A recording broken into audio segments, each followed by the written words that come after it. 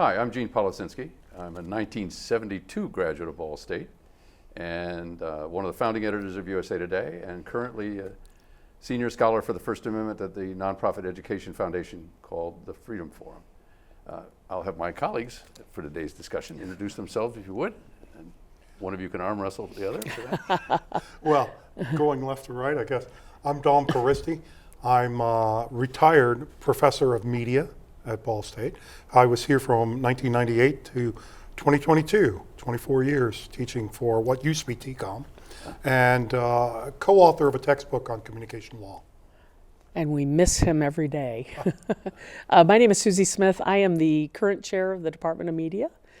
Before coming to Ball State in 2008, I spent about 25 years working in broadcast journalism, primarily in broadcast sports journalism, but certainly in the news arena as well. So, well, we're glad you could join us, and we're going to talk about the First Amendment today, which is the 5 freedoms, which are religion, speech, press, assembly, and petition. They're often defined as the core freedoms that define who we are as a nation. And I can tell you that 20 or 30 years ago, if you said First Amendment, people would go, oh, yeah, I kind of remember that. And sort of had the vision of old white guys with powdered wigs and harpsichord music. And of course, today it's probably in a debate over almost every issue we have in our lives, from where we worship to what we can say, where we can say it, to where we can assemble, either on campus or in society. And so it's a different thing. And of course, the free press is challenged perhaps more than ever, certainly in our lifetimes, and maybe the lifetime of the nation from the days when mass media really arose in the late 1800s and early 1900s. So the question posed to you unfairly, perhaps, is what do you think the state of the First Amendment is today in the country? Just from your observations, we've been around for a while. What do you think the country thinks of the First Amendment? what gave it away? I think it's challenging. Yeah. I think sometimes the freedoms that it provides are sometimes confused with who can provide that freedom to you. And so I think that often we find ourselves in discussions about who can and cannot limit those freedoms. But I also think that, given our current state, that there are a lot of reasons that we need to be thinking about how the First Amendment should be applied and how it relates to us, not just as journalists but as just human beings of the world, or of the United States anyway. Well, actually, that's a good segue, Dom, because you just finished being outside the country for a time. Yeah. So you have a perspective both from inside the United States and from Slovenia. Yes, I was 5 months teaching in Slovenia on a Fulbright program. The students there are unbelievably politically astute. You would expect them to know some things about politics in their own country, but what they know about American politics is really quite staggering. And they're aware of the things that are happening all the time. If I may go back and provide my perspective on where I think we are, please. I'm going to give the professorial answer. There's good news and bad news. I think the administration, the current administration, President Trump and his appointees, have been very tough on free expression. The things that have happened at the Pentagon, the things that have happened with the White House press corps, and lots of other things, I think there are some real warning signs. Please. But the good news is good. People in this country have asserted their First Amendment rights. We're seeing protests on the left and the right. This is not a partisan discussion. You might interpret that because I said the administration had been tough on media. But the demonstrations are not just the left responding to the president.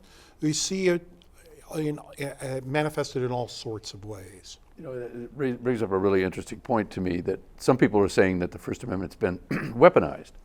And I think it's actually been more used by both sides. And so if you're the target of action, people who dispute discrimination laws by saying I have a right based on my religious beliefs to not obey a certain law or to refuse service to others, as we've seen in a couple of cases in Colorado. You know, from one perspective, that's anti or pro-bias or discriminatory. From another perspective, it's my individual religious liberty is finally being recognized when these laws weren't, maybe it wasn't thought of when they passed these laws that were to apply to everybody. So it's been an interesting kind of journey now, I think, for First Amendment freedoms, from being what in the law side you might call a shield for people to being a sword by others to say, no, I'm not going to obey that law because it causes me to, Right. or if you're a student group on a campus where there's been protests over any number of issues, Gaza and other kinds of things, you know, it's one thing to set up the encampment and say I have a free speech right to, you know, camp out, but what if that's blocking access to the library or to this building, or, you know, so it's been an interesting back and forth about the First Amendment. And I think that's the history of the First Amendment, right? I mean, we don't have to go centuries back, but it's true that it's not a matter of deciding, oh yes, you have a right, or no, you don't have a right. It's you both have rights, and where they conflict, we have to do the very difficult job of negotiating that. I think, you know, the conflict used to be to say, oh, well, if I don't like what you speak, I'll tolerate you speaking it. You know, that was where the collision occurred, but it's happening on a whole lot of other grounds. And on college campuses, in many ways, sort of at the leading point. You know, what can and what should professors say or not? What do their individual free speech rights when they conflict with their professional jobs? That's an issue on a number of campuses, including Ball State. It makes for, I think, a very difficult time for some people because it's not an atmosphere we've had around the First Amendment for a long time. I certainly can't speak for the university. No, and that I is wouldn't not ask my you to. role. But I can say that these are discussions that we are having, obviously, among our faculty and in meetings and things. And I think there's a little bit of a difference between what is my free speech as a professor in a classroom in Academic this freedom. particular setting versus what are my rights for free speech as an individual. And what I mean by that is, you know, I have a certain amount of expertise in an area. Right. I certainly have the right to express my knowledge, express my opinions, my viewpoints on that area of expertise, as long as it fits within the confines of what I'm teaching. It doesn't necessarily mean that I can bring every personal opinion I have into that classroom setting. And there's even another layer as a public employee, because Ball State's a public university, so you have, starting I think about 2006-ish, there was a Garcetti case which started to set out rules for public employees, regardless of whether you were faculty or staff or working for a municipality. And that you had a burden there to sort of support the place where you worked. And so if you spoke out there, in that first case, it was really about your job. So you couldn't, you know, have a complaint against your supervisor and then, you know, but you could talk about public issues. But now we've layered on these other concerns. And again, people say that's bad, but also I think there is a balancing act here that, you know, what's the fair thing for all these concerns? We're litigating it, so some people fall on one side of the issue and the others. There's no real, I don't think, national consensus. Well, this is it's a huge issue. Imagine the faculty member who wears jewelry that identifies their religion, whether it's a crucifix or a Star of David or a half moon, right, crescent moon, whatever it may be. Is that professor then proselytizing? Is that outward sign a step beyond what's allowed in the classroom? The professor certainly has free speech rights, but the question becomes, when you enter the classroom, are you giving some of those up? What happens when the professor posts on social media, right? outside the classroom. These are issues we used to bring up with the context of student athletes, but now it's being brought up with professors, right? Yes. And we've had cases involving a coach. This coach prays at after the game, but at half field or half court. I guess football coach midfield. And there was a whole thing about, could you ever not be a symbol of the state, so to speak, a teacher or a coach, or did you have a private right? Well, the Supreme Court came down on his side. Well, now people are beginning to push that a little more into the classroom, into other public institutions. Freedom of religion may be one of those areas where the biggest changes have occurred, because the court used to draw that line. You represent the government, and therefore you basically have no faith you can express. I think we're moving to a different standard now, frankly, and in the Establishment Clause and in the Free Exercise Clause. And again, people are upset, but also other people are going, wait a minute, I have a profound religious faith that shapes who I am. Maybe they see it as also shaping American history. We still have the fights I thought were long settled over the Bible and Ten Commandments in schools. Right. But that's back in litigation. It's an interesting time. I certainly can't speak for the history of the First Amendment and how it's been over the course of 250 years. But I think that's the wonderful thing about it in and of itself, is that it ebbs and flows, right? The way that people respond to it, the way that people view it, the way that people interpret it. There are always going to be people on both sides of it. Yeah. My hope would be, and back to something you said, and we were talking about, protests on campus and things. I think I don't want to say protesting is a wonderful thing, but in a sense, it is a wonderful thing. It's, we've had students that have protested. They are well within their right. Yeah. I applaud that they have some kind of interest and Courage. And want to, be politically active. There's always going to be people that like it. There are going to be people who don't like it.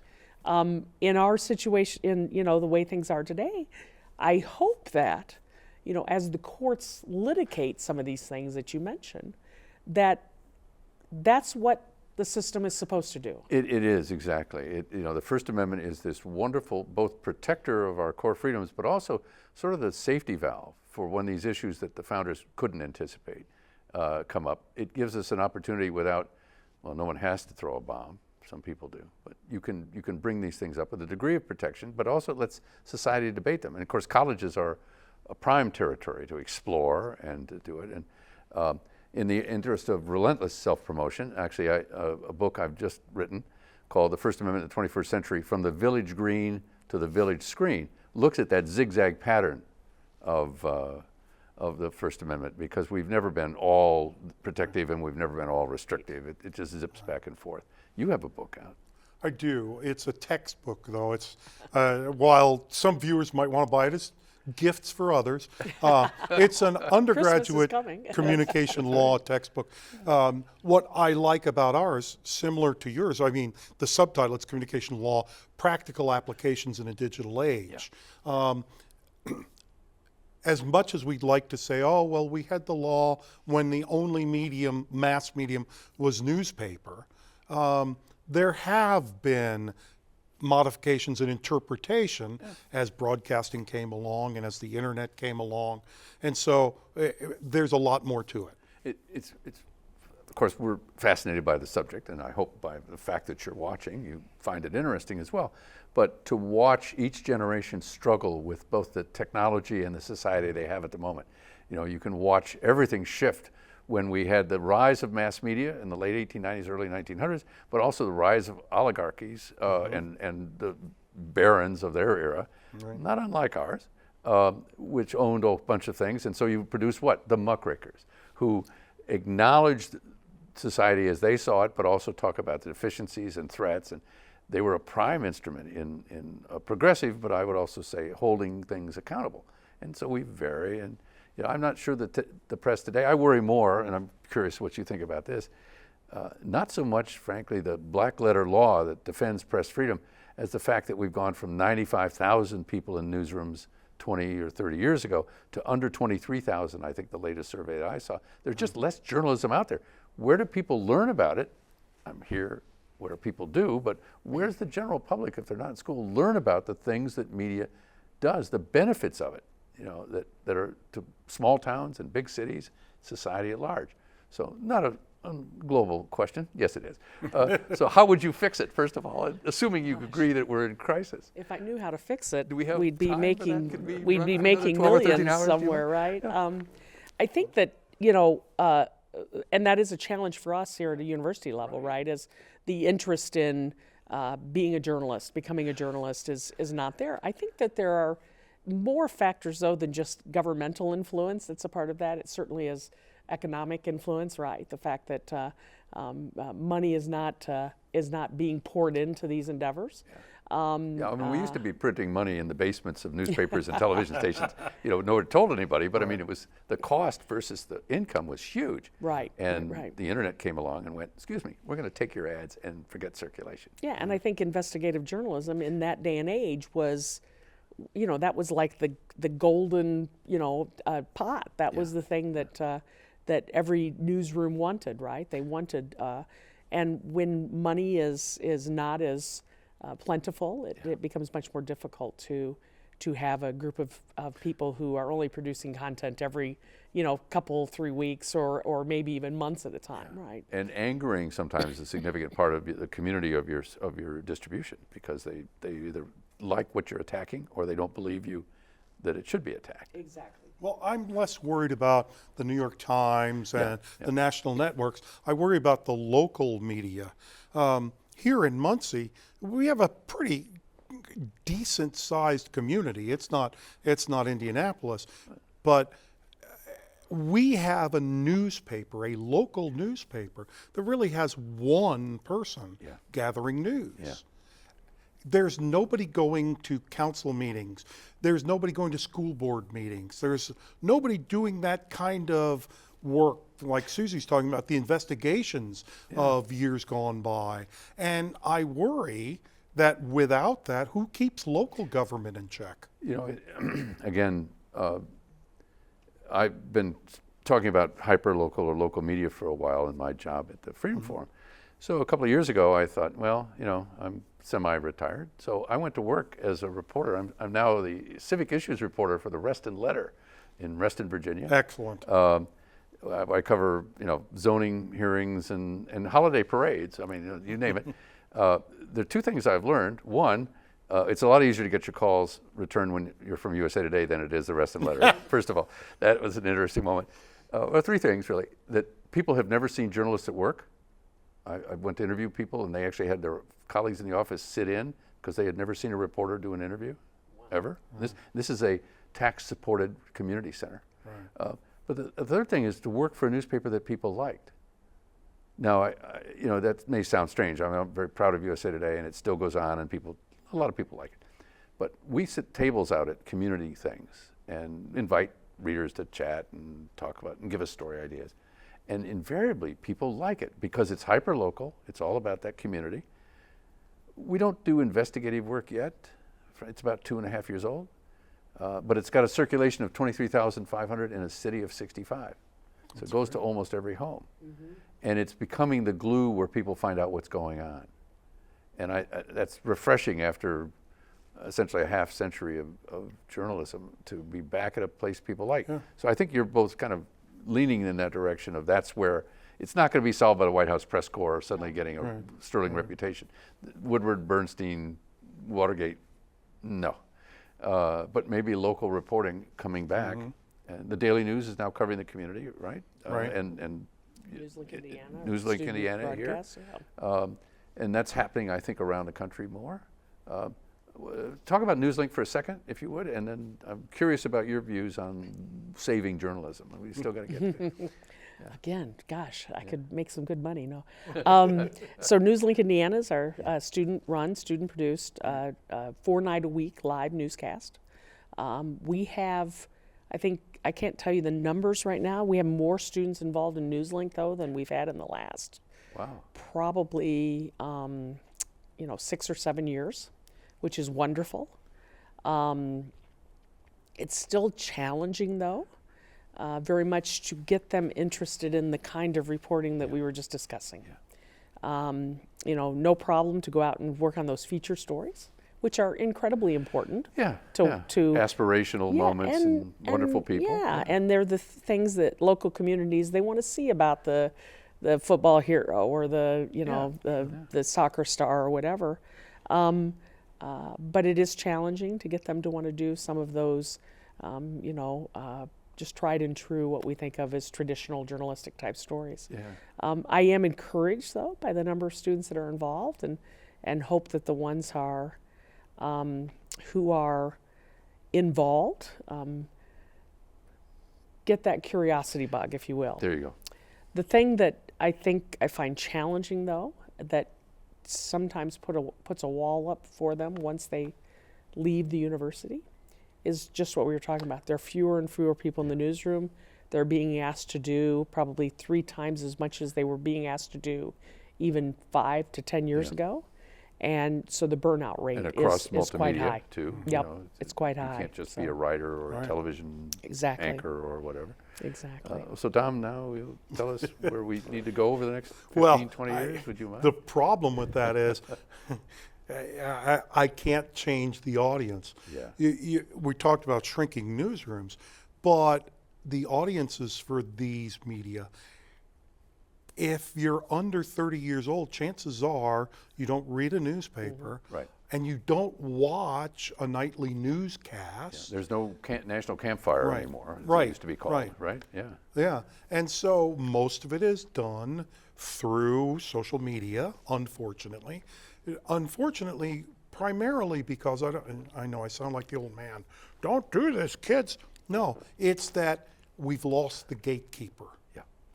I think that's actually a very moment-relevant point. For all the faults of media not covering audiences, minority audiences, for example, or reporting on them except when there was crime or a Nobel Prize.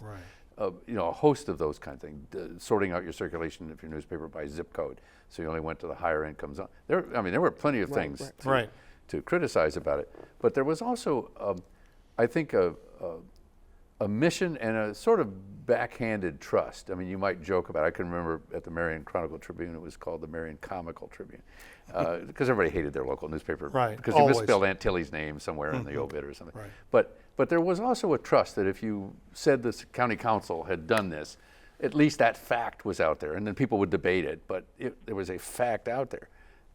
Journalists today don't have that trust from the public. And so part of it is the monetary side. Part of it is the structure, where the media companies, they're all owned by other things now. As I call them, the vulture capitalists as opposed to the venture capitalists. But also, the audience looks at you askance a lot of times. Yes. To be kind. I think they've certainly lost trust. I think, social media has been a wonderful thing. It gets information out there more quickly than anything we've seen in history, right? But it also gets lots of false information out there as quickly as we've ever seen in history. And I think a lot of that mistrust comes from that. What do I trust and what do I not? And them thinking that it's coming from mainstream media when it really isn't. I also think that people today, because of social media, their knowledge of events is a mile wide and an inch deep, right? Because everything they know is from reading a headline. And that challenges me. And I say that not as somebody who sits every morning and pores over a newspaper and or goes through the internet. I am not. I'm not going to tell you that I do that every morning. But certainly, I think that if there is an area of interest that you have, you need to do more than read a headline about it. You need to read an entire article, because as we say in this business, right, we're going to give you all sides to the issue. We're going to lay it out there for you, but you'll learn something from it. Whether you agree with it or not is entirely up to you, but you will learn something from it. I always hear people, I just want the facts. And I'm thinking, no, you don't. You want the facts plus context. because without context, the fact is sort of meaningless in a Right. way, right? But then where does context in the new world stop being context and becoming opinion? We're much more aware of everybody's having different views. Well, just the selection process. Imagine you're a news reporter who's going to write a story about a car accident, all right? Do you include that the cars were red and blue? Oh, no, I'm not going to include that. That's not relevant. Wait, you've made a news judgment. Yeah. You, as a professional, have made a decision about a fact that doesn't need to be included and will just muddy the water. You want to get down to what's important about that. And that's where the professional journalist affords something that the influencer doesn't have. And you know, I'm so struck by this because the decision would be quite different with the same set of facts if one of the drivers was colorblind and that created the accident. Absolutely. So, I mean, suddenly an irrelevant Sure. fact becomes very determinative. Right. That's really a great example of that. Yeah. So we talked about gatekeepers before, the idea that in professional media settings, then this reporter's story has to go through a channel where someone says, how do you know this? Who told you that? Get another side or whatever. There's somebody to bounce that off of. You mentioned about all the misinformation. There's this famous in academe MIT study that showed that false information is repeated more online than truthful information because the oh wow factor. Salacious, right? yeah. And so, oh, I didn't realize this, and so you retweet it or you share it in some other way, you make a TikTok about it, and come to find out, well, that's not true, but you didn't bother to check it, right? Well, and then add in artificial intelligence, deep fakes. So even Right. what we see Right. is no longer believing. Yeah.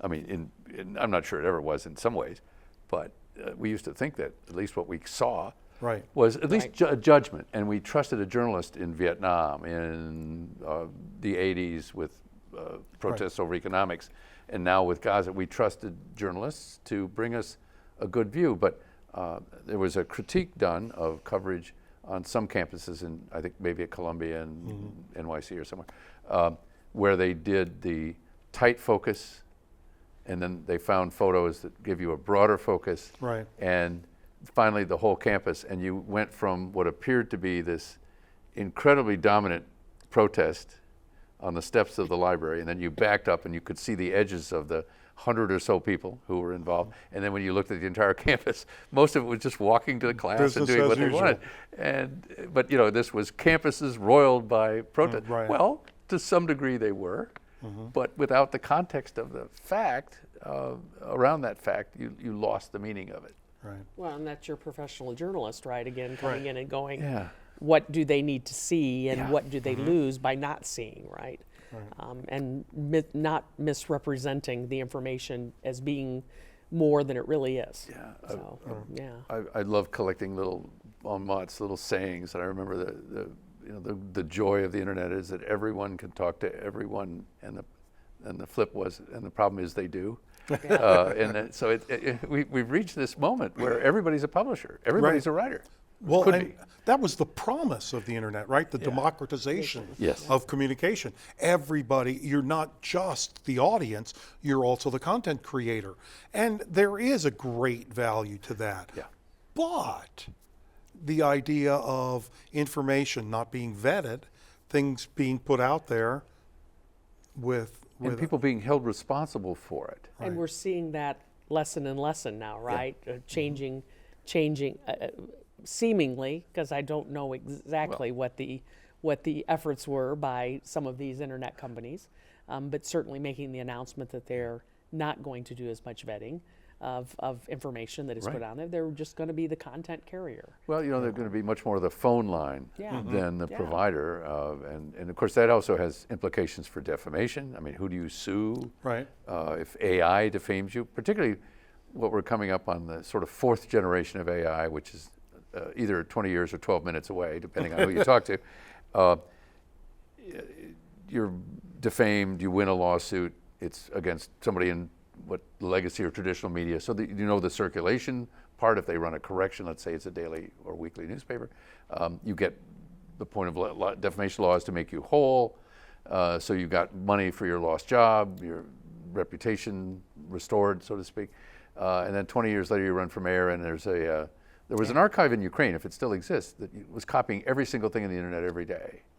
And so somehow 20 years later, this defamatory remark is resurrected. The original defamer is dead. The defamation comes from a source overseas. It's global, eternal, and instantaneous. Law isn't equipped to the United States to deal with it. Neither is journalism, I think. Right. And that brings up, back to the international issue, the First Amendment only works on our shores, right? And so we've seen that privacy was more protected in Europe, although they seem to be backing off that recently. Privacy was more protected in Europe than it's been in the US. So US companies had to tread softly when they would do things in Europe, right? And that kind of global effect is going to happen a lot more. We see it with China. With media that want to do business in China, they're going to have to play by Chinese rules. And in India, Yes. which is, you know, a sort of democracy, frankly. Right. I remember going to a place where I think Eric Schmidt, the founder of Google, I believe he is, was speaking one day and said, wait till you get the answers back when India fully comes online with Google. Not understanding that it would be sort of separated in some ways, but he was pointing out that suddenly gazillion million questions are going to come into Google, and the algorithm is going to start saying, well, if you just go to Bombay and answer, you know, that's not going to help you in Muncie. When we come to the attitude of younger citizens, surveys that Freedom Forum does every year, used to be called State of the First Amendment, now it's Where America Stands, and Knight Foundation and other studies show less, I don't want to call it, it's not respect, less belief in the structure of the First Amendment and more issues with it. Why should you be free to say something that hurts me? Right. Do you all see that in your world? Do you see younger people less willing to stand up for what we used to say, you know, automatic, it was a knee jerk, free speech, Right. for example? Yes. I was going to say, I'm trying to think if it's as much about what is said as it is about you made me feel uncomfortable. Yes, Right. yes. And that is not something that we protect, No, right? in fact, it was You're the supposed opposite. to be. Right. You're supposed Yeah. to. There was a Supreme Court justice in '48, I think, Justice Jackson, who said you need to be exposed to that which you find vile and repugnant, if only to be better prepared to argue against it. Which I Exactly. love that moment. Right. But And I think sometimes that gets confused with you're saying something that is hateful to me, as opposed to you're saying something that is making me feel uncomfortable. and really can be deeply wounding. You know, we're also a better society. We tolerated a lot of prejudicial and biased and bigoted statements in the past. So in one sense, we're better off. Now it's morphed into complaints about political correctness, I guess, to Right. go, again, we zigged and zagged, you know. But I mean, I can remember as a young man hearing racial jokes in public. Yeah. Right. You know, and gender jokes went on a lot further if they aren't still around today, sorry. We are not always at our best. No. And, you know, the hope is obviously that we learn from things and that things evolve from that. There are things that are happening obviously things that are happening today that 30 years from now, you know, they'll be talking about, and hopefully it will change for the better. You know, just because something happens doesn't mean it's right. But we need to understand why it's happening, because I think that's the best way to address how do we fix it, how do we change things. So, Well, in the textbook, because I'm fascinated by it. how many editions? Yeah. 4. Okay. Wow. 4th edition. How much have you had to reflect that? Thank you, because I didn't know the number, but 4, that covers a body of time, knowing how publishing works. And have you had to adjust for that attitude, to recognize that there's more people going, I don't want to hear that under any circumstance. I don't see the value of it. We have adjusted somewhat. I mean, the textbook really is, as an undergraduate textbook, it's really more an attempt to help explain the status of the law. Okay. But we do raise in the book, there's a section that talks about the idea of, you referred earlier, the First Amendment as a weapon. Yeah. Is it a case where the more powerful have used the First Amendment as a sword, what I would refer to as punching down? Yeah. And so we raise that issue. We did a program, the Freedom Forum did a program at a historically black college and university, and a gentleman came up afterwards, and his questions were pointedly, your First Amendment. And I kept saying, well, it's our First Amendment. Yeah. And he said, not for me it isn't. African-American man. Right. Said it's empowered society to be critical of me without my ability to come back, basically, for various reasons. So, and that has stayed with me because I've always thought of it as our collective First Amendment. Wow, isn't that wonderful? But it's not always seen that way, Yeah, right? yeah. Certainly in it the law, was- it's certainly that way. Yeah. I was going to say, and certainly it was written in a time that was very much not that way, right? Right. Right. When R referred to just a certain subset of individuals, white Right. men. Yeah, Right. right. Right, landed men. Yes, landed men, exactly. right, Right. originally, Yeah. yeah. Yeah. So, No, I one of the first really adjudicated First Amendment cases was involved religion and the Mormon faith, the church, and multiple marriages. And there was an interesting dance. Again, the law does this. Was you can believe in plural marriage, you just can't practice it. Right. And that was the way and we've done that a few times in things. You can believe this, or you can kind of hold that truth to be your North Star, but you can't say it out loud or use it. Right. When the next generation is in charge, will we have the First Amendment? I asked that knowing that a colleague of mine in the 80s predicted no.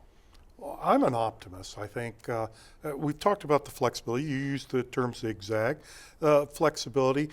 There have been things that you alluded to, the coach praying at midfield after the game.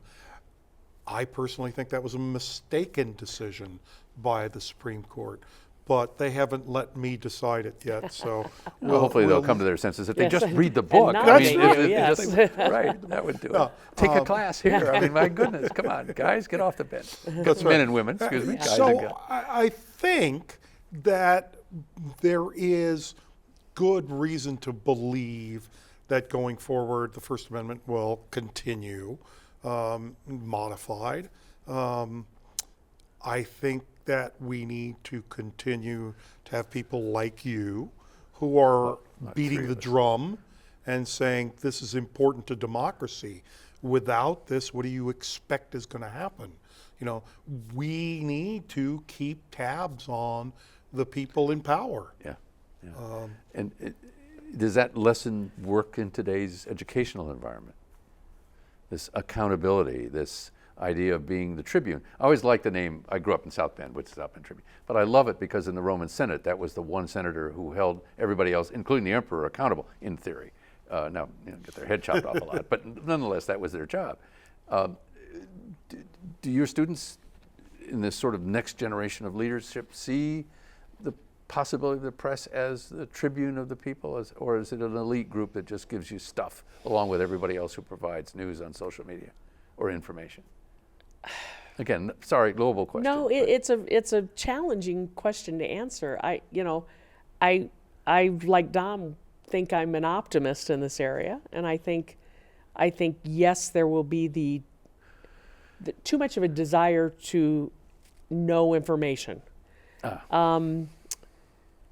What that's going to look like, I don't know. What the First Amendment will look like, or how it will be practiced and or upheld, I don't know what that's going to look like. Go ahead, you can jump in. Well, what I was going to jump in with was, I don't think it's the First Amendment that at any risk, but I think of all the other things that regulate. For example, in our electronic area, we talk about the Telecommunications Act, which was written in 1996, pre-internet. Yes. Right? And it's still the law of the land. Needs a revision. Congress needs to do something about that, right? I think about Pardon me if I smiled. I think there's lots of, for example, we talk about mergers and acquisitions. We have some media companies that just keep getting bigger and bigger. The First Amendment's not the issue there, it's antitrust law, Yeah. right? Once again, Congress needs to step up and do some enforcement of some antitrust laws to keep those things in check. Sure. You know, Agreed.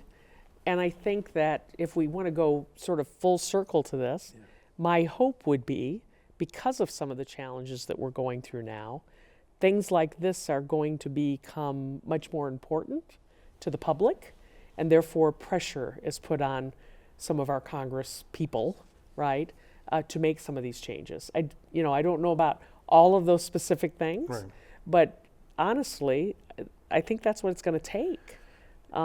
It's sort of like, if I can go along and do what I've been doing the way I've been doing it, why do I want to change things until I'm forced to have to change things?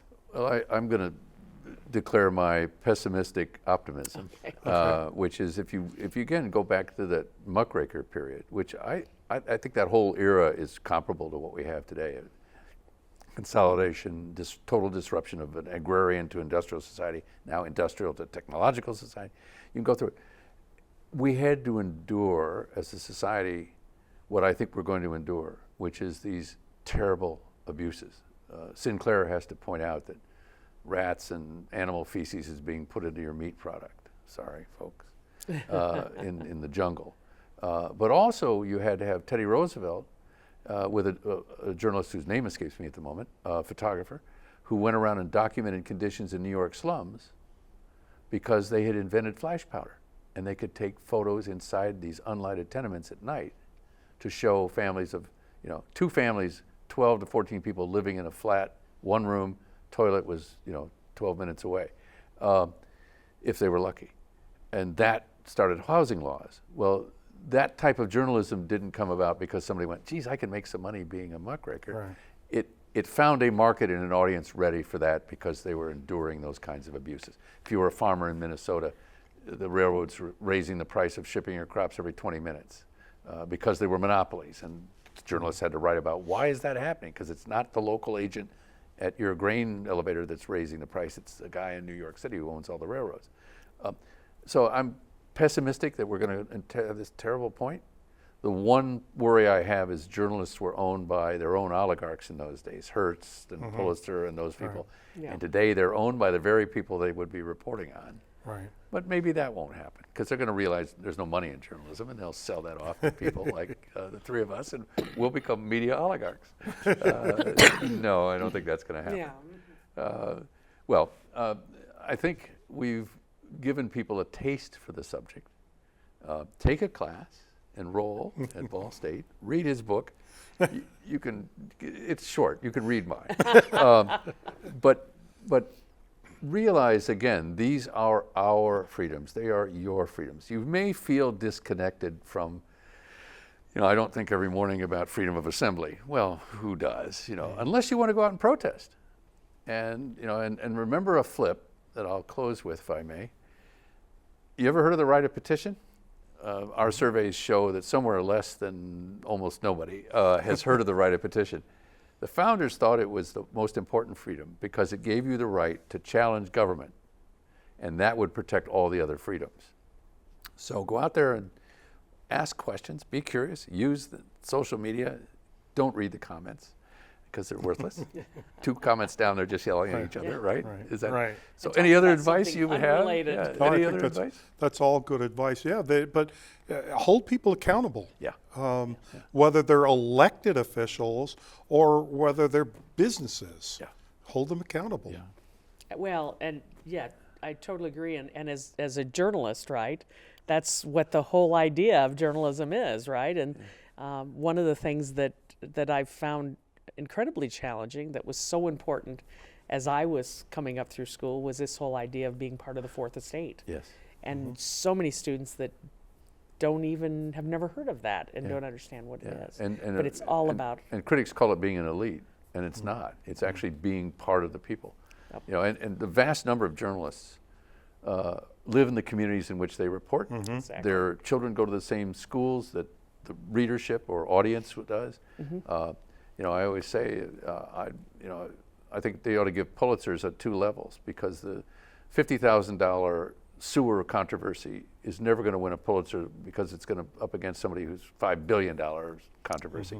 But if you want to talk about a story that really touches people's lives, I think it's probably the $50,000 Absolutely. sewer controversy. You know, it's Think of expenditure going Flint somewhere. water crisis. Yeah. Think of stories like that, right. You can name so many of them. That it's really the mission. And by the way, in our survey, that rate's still very highly.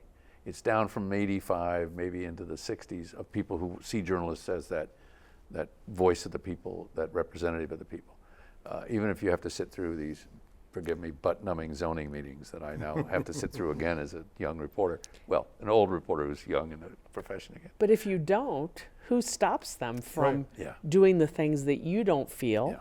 are, I think, you know, part of it though is what you said early on, which is, you know, you absolutely have the right to disagree, right? You absolutely have the right to argue against it, Right.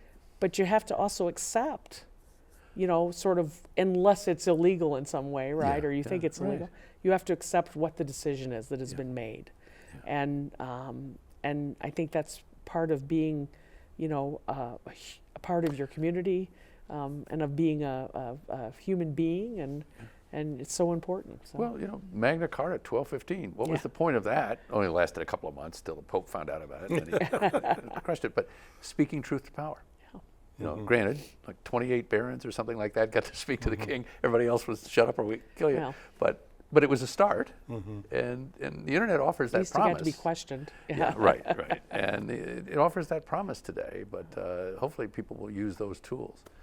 So, well, thank you for joining us again. I hope this has whet your interest in this subject, and we have 2 experts here who can guide you in the future. So, thank you very much.